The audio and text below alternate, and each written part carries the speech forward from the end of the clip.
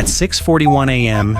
Eastern Ukraine, a Russian fighter jet slid into contested airspace at high altitude, cruising at a speed its pilot believed was untouchable. Inside the cockpit, the radar warning receiver stayed silent. No missile launch, no lock-on tone. To the pilot, this was routine, another calculated challenge to Western-supplied air defenses, another flight meant to prove that Russian air power could still operate freely. But 90 kilometers away, a Patriot battery was awake. For less than 10 seconds, its radar flickered on, just long enough. The jet never knew it had been measured. Its speed, altitude, flight profile, and electronic signature were quietly recorded, processed, and shared. Then the radar went dark again. No launch, no explosion, no headline, at least not yet. The Russian jet turned away.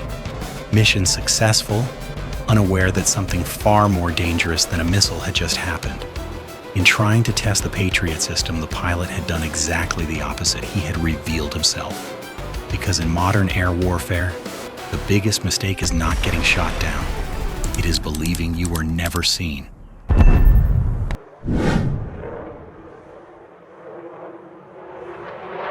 To understand why this flight mattered, it is necessary to step back and examine how Russian air power has operated since the start of the war.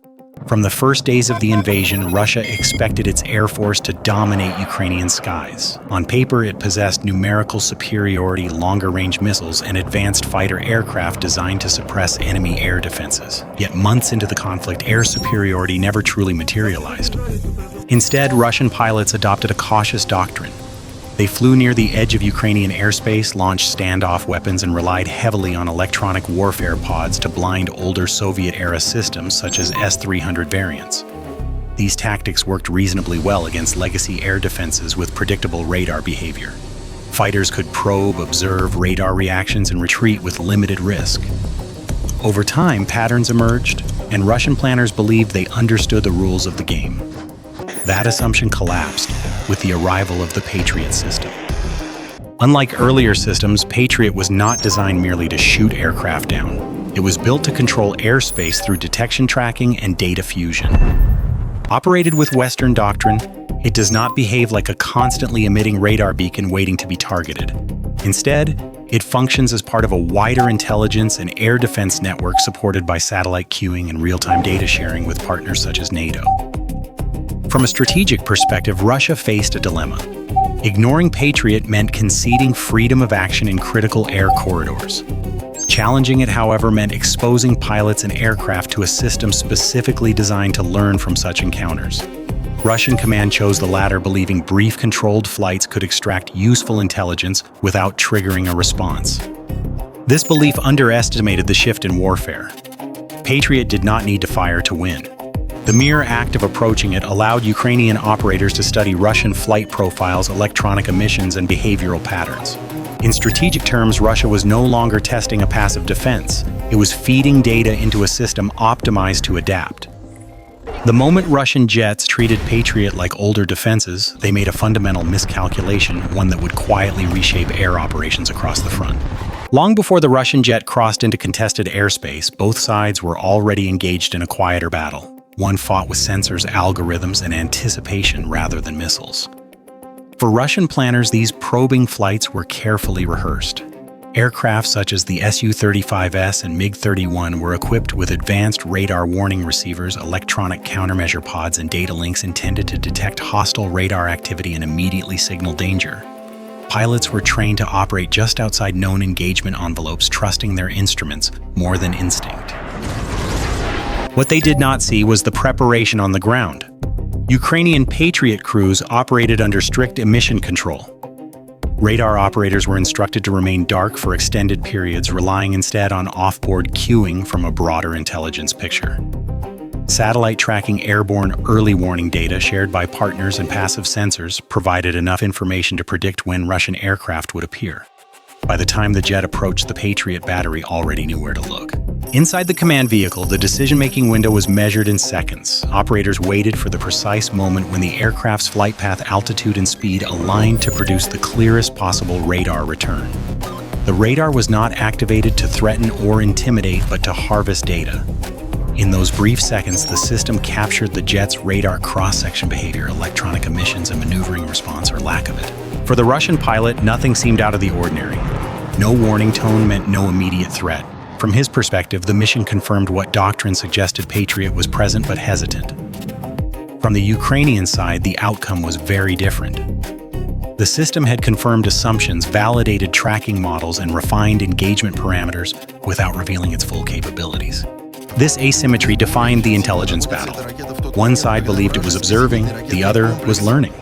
And in modern air warfare, the side that learns faster does not need to fire first. It only needs to wait for the next mistake.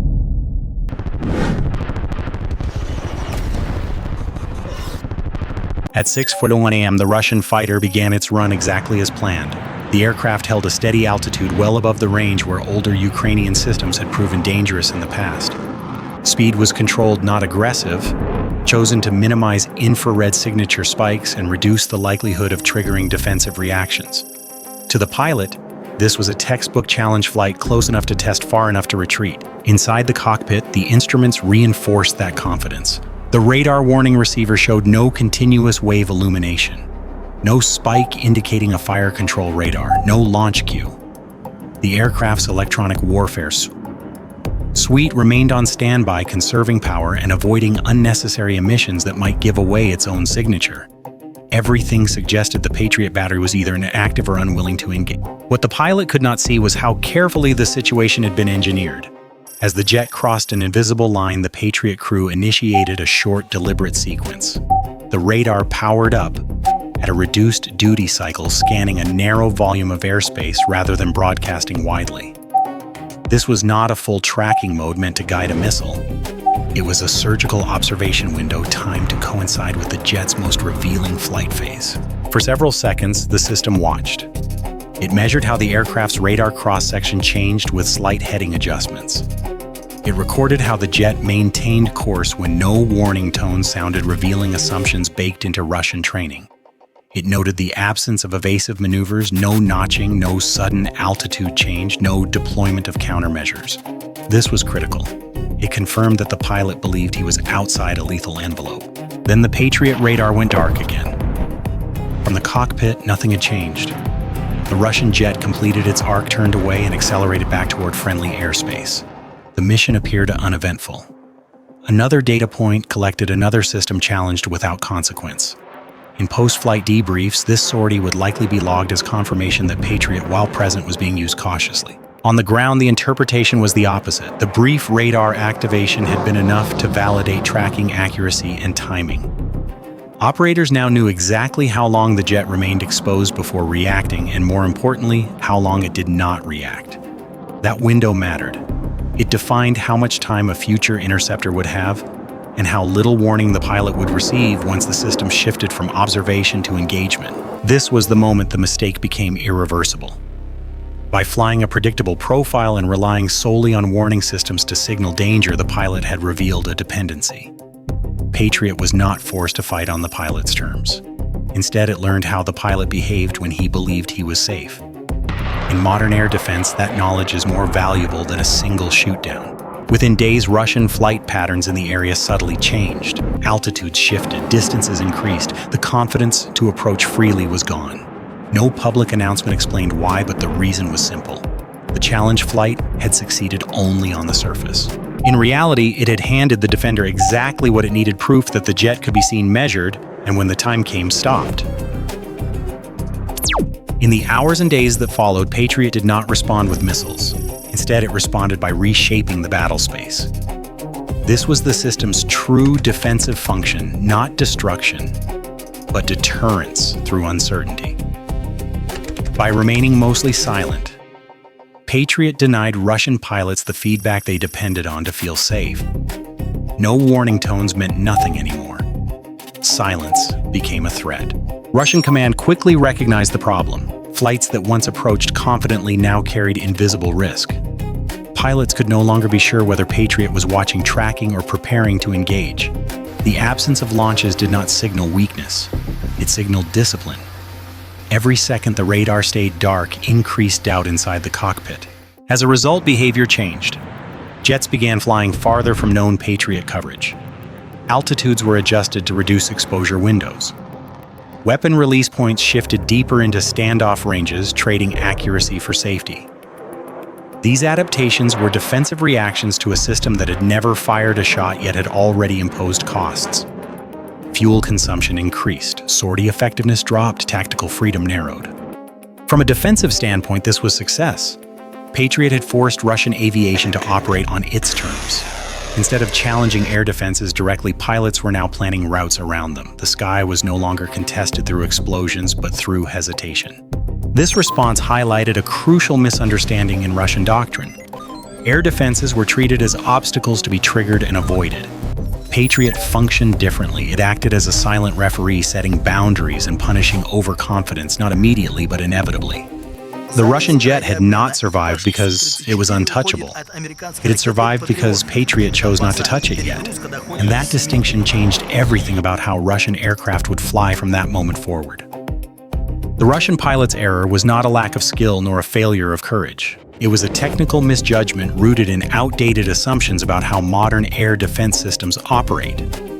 For decades, pilots were trained to equate danger with illumination. If a fire control radar locked on, alarm sounded. If no warning appeared, the aircraft was presumed safe. Patriot was designed specifically to break that logic. At the core of the system is its ability to separate detection from engagement.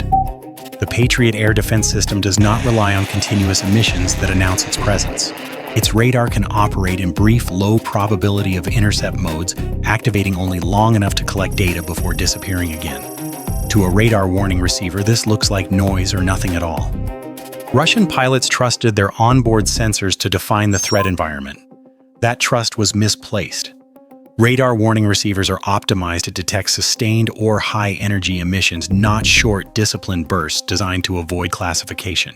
When the Patriot radar activated momentarily, it fell below the threshold that would trigger a meaningful response in the cockpit. The pilot interpreted silence as safety. Another mistake lay in flight profile predictability.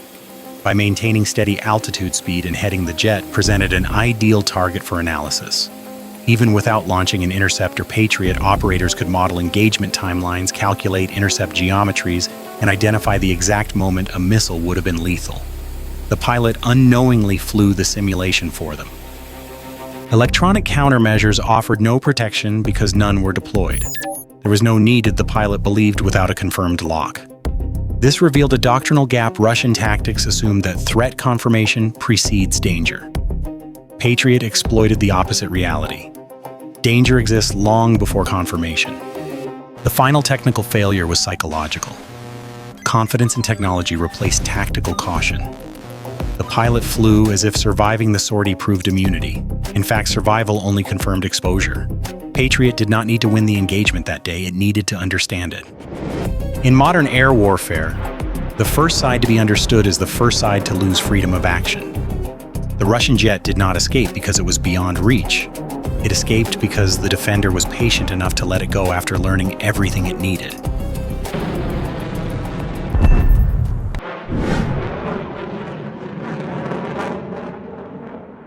The consequences of that single challenge flight extended far beyond one pilot or one Patriot battery.